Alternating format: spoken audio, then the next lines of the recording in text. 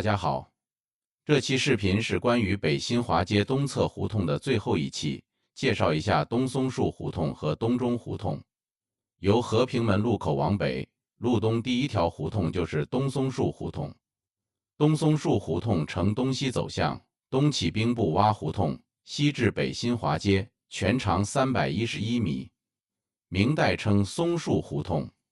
民国初期北新华街将其一分为二，此为松树胡同东段，故1965年更名东松树胡同。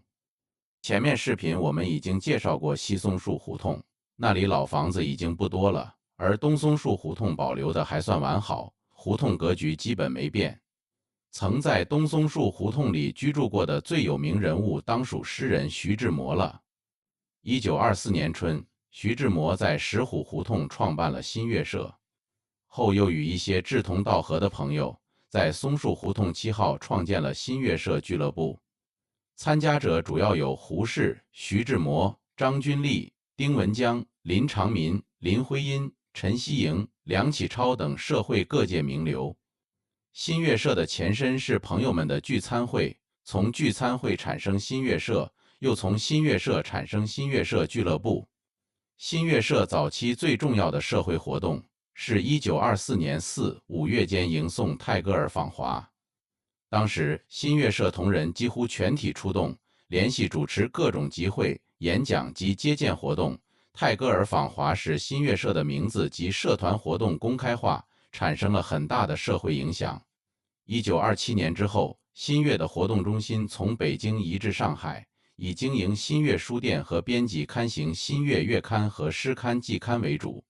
新月社俱乐部当时在东松树胡同什么位置，没有明确记载，有学者考证，现在的15号院就是新月社俱乐部所在地。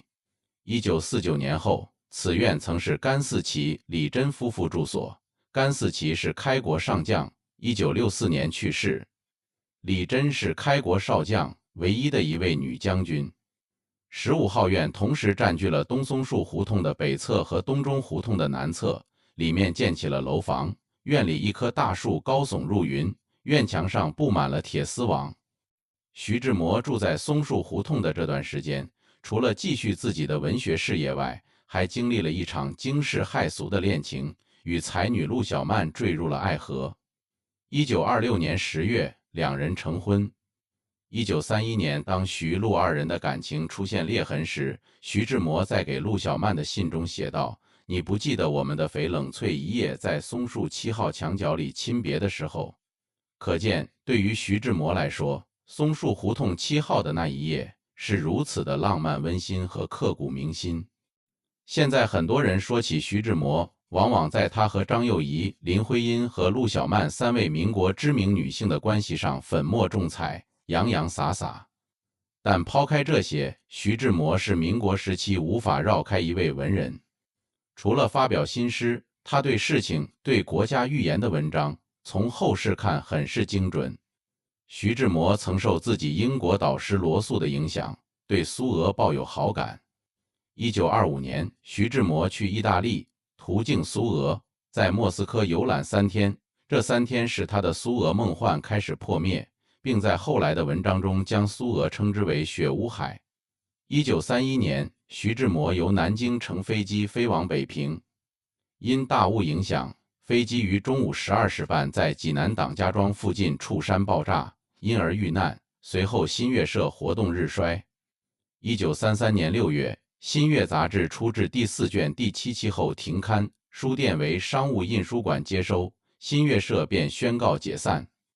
东松树胡同在清末还住过一位皇族，爱新觉罗宝廷，是清初正亲王济尔哈朗8世孙，曾任内阁学士兼礼部侍郎。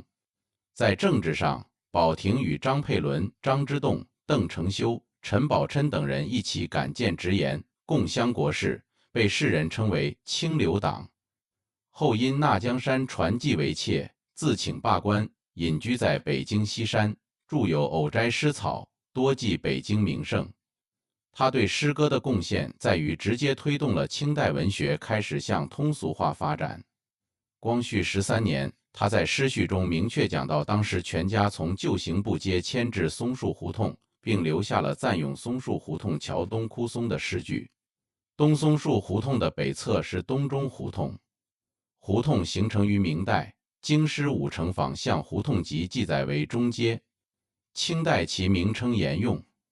民国时期曾一度改为兵部洼中街，20世纪40年代恢复中街的称谓。1965年以北新华街为界，分成东西两部分，因此段在东侧，故名东中胡同。著名京剧旦角演员赵燕霞在东中胡同居住过。赵燕霞曾拜荀慧生为师，15岁挑头牌，并在荀派的基础上独创一派赵派。1960年秋，他创立的燕鸣社并入北京京剧团，并出任副团长，与马连良、谭富英、张君秋、裘盛戎并列为5大头牌。据说另一位京剧名家也曾在此胡同住过，就是曾拜师尚小云，并被荀慧生认为义女，当年与4小名旦并驾齐驱的著名旦角演员吴素秋。东中胡同里还保存下来不少规模较大的四合院，3号、22号、31号都是北京市历史保护院落。22号为一进院落，院门外有对箱形门，门墩上刻有葫芦、扇子等纹饰。31号现在是高等法院宿舍3进四合院建筑。该院最大的特点是二门不是垂花门，而是带有西洋建筑风格的拱形门，拱门两侧为隔断墙。2进院和3进院里，房屋的门窗均为拱形。据这里的住户讲，这座带有西洋建筑风格的院落在民国时期所建，为某书局经理的住宅。和31号紧邻的东侧，据传是著名的跳水运动员郭晶晶的住宅，霍英东在1987年买下。2008年霍启刚与郭晶晶订婚时，霍家将这处宅子作为聘礼送给郭晶晶。此宅号称有500多平米，里面设有游泳池等设施。不过街门并不大，为常见的如意门，从外部也看不出多么高大奢华。这期视频的最后，简单介绍一下东中胡同东侧的兵部洼胡同。胡同形成于明代，据传明代初年兵部设在此处，且地势低洼，在《京师五城坊巷胡同集》中记载为兵部洼。胡同呈南北走向，北起东荣县胡同，南至前门西大街。现在胡同东侧已经拆除，北段成为了国家大剧院，南端成为161中学，胡同西侧还保留有少数院落。